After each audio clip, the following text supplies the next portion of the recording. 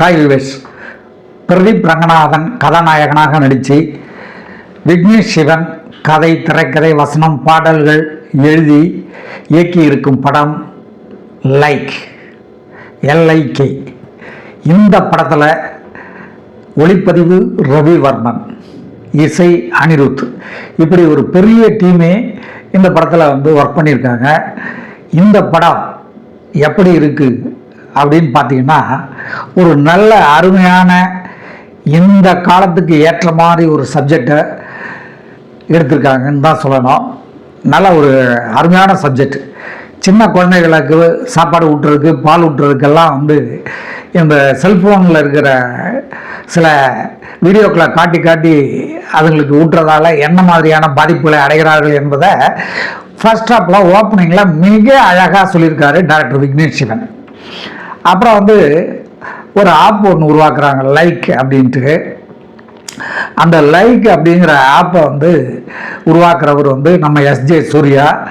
அந்த ஆப்பு பண்ணுகின்ற தில்முள்ளுகள், அந்த ஆப்பால் எவ்வளோ பேர் கெட்டு போகிறாங்க அப்படிங்கிறதெல்லாம் எடுத்து சொல்லியிருக்காரு டைரக்டர் விக்னேஷ் சிவன். ஒரு அருமையான விஷயம். 2040 இந்த மாதிரிலாம் ஆகும் அப்படிங்கிறத 2040 நடக்கிற ஒரு கதை களத்தை எடுத்து அப்படி பண்ணியிருக்காரு விக்னேஷ் சிவன். எப்படி இருக்க போகுது இந்த உலகம் அப்படிங்கிறத காட்டியிருக்காரு. டிஜிட்டல் மீடியாவை பற்றியும் வாங்கணும்னு வாங்குறாரு. ஸோ அந்த மாதிரி ஒரு விஷயத்தை எடுத்து பிரமாதமாக விக்னேஷ் சிவன் பண்ணியிருக்காரு. பிரதீப் ரங்கநாதன் கதாநாயகனாக நடிச்சிருக்காரு. கதாநாயகியாக ஒரு பெண்மணி, புது பெண்மணி நடிச்சிருக்காங்க, ஸ்ரீலீலா. அவங்கள ரொம்ப அருமையாக பண்ணியிருக்கிறாங்க. இது பிரதீப் ரங்கநாதனை பற்றி சொல்லணும். படம் முழுக்க இந்த கதையை சுமந்துக்கிட்டு போகிறது பிரதீப் ரங்கநாதன். இந்த படத்தோடைய முழு கதையை அவர் மேலே தோளில் சுமந்து போகிறாரு. இதுவரைக்கும் அவர் நடித்த படங்களில் இந்த படத்தில் மிக சிறப்பாக அழகாக நடிச்சிருக்காரு. அந்த கதையை உள்வாங்கி ஒவ்வொரு சீன்லையும் அருமையாக நடிச்சிருக்காரு. அடுத்து சீமான் இந்த படம் வந்திருக்கு. இந்த நேரத்தில் அவர் பிரச்சாரத்துக்குள்ள கிடைக்கக்கூடிய மக்கள்கிட்ட போய் சேர வேண்டிய கருத்துக்களை இந்த படத்தில் பிரதீப் ரங்கநாதன் அப்பாவாக நடித்து அருமையாக பண்ணியிருக்காரு. இந்த படம் அவருக்கு மிகப்பெரிய தேர்தல் பிரபகண்டா படம் அப்படின்னு சொல்லலாம். மொத்தத்தில் இந்த லைட் படத்தில் SJ சூர்யாவுடைய நடிப்பு ரொம்ப அருமையாக இருக்குது. இன்றைய காலகட்டத்தில் அப்படி ஒரு வில்லனை நம்ம பார்க்க முடியாது. டைலாக் டெலிவரி ரொம்ப பிரமாதம். ஸோ லைட் படம் ஒரு தடவை கண்டிப்பாக பார்க்கலாம்.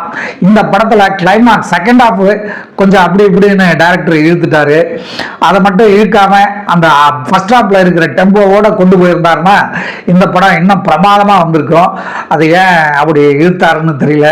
அதே மாதிரி அனிருத்தருடைய அந்த மியூசிக் பாடல்கள்லாம் பாடல் வரிகள் பிரமாதமாக இருக்குது. ஆனால் அவருடைய அந்த பாடல் இசை மனதை கவர்ற மாதிரி இல்லைன்னு தான் சொல்லணும். ரொம்ப எதிர்பார்க்குற அளவுக்கு அனிருத்தோடைய மியூசிக் அமையலை இந்த படத்துக்கு. அது அமைஞ்சிருந்தால் இன்னும் நல்லா இருந்திருக்கும். ஒரு ஒளிப்பதிவாளர் தான் ஒரு படத்தினுடைய மொத்த இன்வெஸ்ட்மெண்ட்டையும் வெளிக்காட்டக்கூடியவன். அந்த விதத்தில் ஒரு தயாரிப்பாளனான ஒரு இயக்குனர் அவன், அந்த ஒளிப்பதிவு இயக்குனர் ஒழுங்காக இல்லை, ஒழுங்காக படம் பண்ணலன்னு வச்சுக்க, எவ்வளோ ரூபா செலவு பண்ணி படம் பண்ணாலும் அந்த படம் மக்கள்கிட்ட போய் சேராது, மக்கள் மனதில் இடம்பெறாது. அந்த விதத்தில் இந்த படத்தை, காதல் படத்தை நம்மளுடைய ஒளிப்பதிவாளர் ரவிவர்மன் பிரமாதமாக பண்ணியிருக்காரு. ஒவ்வொரு ஃப்ரேமும் ரொம்ப ரசித்து பண்ணியிருக்காரு. வெளிநாடுகளில் சில காட்சிகளை எடுத்திருந்தாலும், உள்நாட்டில் எடுத்திருந்தாலும், அதை எல்லாத்தையும் ஹாலிவுட் மேக்கிங் ஸ்டைலில் பண்ணி ரொம்ப அசத்திருக்காரு. அவர் தான் இந்த படத்தினுடைய மிகப்பெரிய ஹீரோ அப்படின்னா ஒளிப்பதிவாளர் ரவிவர்மனை தான் சொல்லணும். அவ்வளோ அருமையாக பண்ணியிருக்காரு.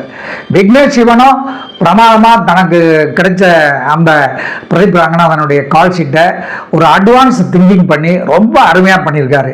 இந்த படம் இளைஞர்களெல்லாம் ரொம்ப கவரும், இளைஞர்களுக்கெல்லாம் ரொம்ப பிடிக்கும், முதியவர்களும் பார்ப்பாங்க. ஸோ ஒரு நல்ல விஷயத்தை ஒரு படமாக பண்ண நயன்தாராவின் கணவர் விக்னேஷ் சிவனை நம்ம பாராட்டியே ஆகணும். அந்த விதத்தில் நீங்களும் இந்த படத்தை ஒரு தடவை பார்க்கலாம், தவறே இல்லை. மீண்டும் அடுத்த திரை விமர்சனத்தில் சந்திக்கிற நேயர்களே, நன்றி, வணக்கம். இதுவரை நீங்கள் பார்த்த இந்த நிகழ்ச்சி உங்களுக்கு பிடிச்சிருக்கும் அப்படின்னு நினைக்கிறோம். இது மாதிரி பல சுவாரஸ்யமான நிகழ்ச்சி உங்களை வந்து சென்றடைய நீங்கள் செய்ய வேண்டியது ஒன்றே ஒன்று தான். ரோஜா தமிழ் டிவியை லைக் பண்ணுங்கள், ஷேர் பண்ணுங்கள், கமெண்ட் பண்ணுங்கள், சப்ஸ்கிரைப் பண்ண மறந்துடாதீங்க. அது மட்டும் இல்லாமல் எங்களோட செய்திகள் உங்களை வந்து உடனுக்குடன் வந்து அடைய நீங்கள் செய்ய வேண்டியது ஒன்றே ஒன்று தான். பெல் பட்டனை கிளிக் பண்ண மறந்துடாதீங்க.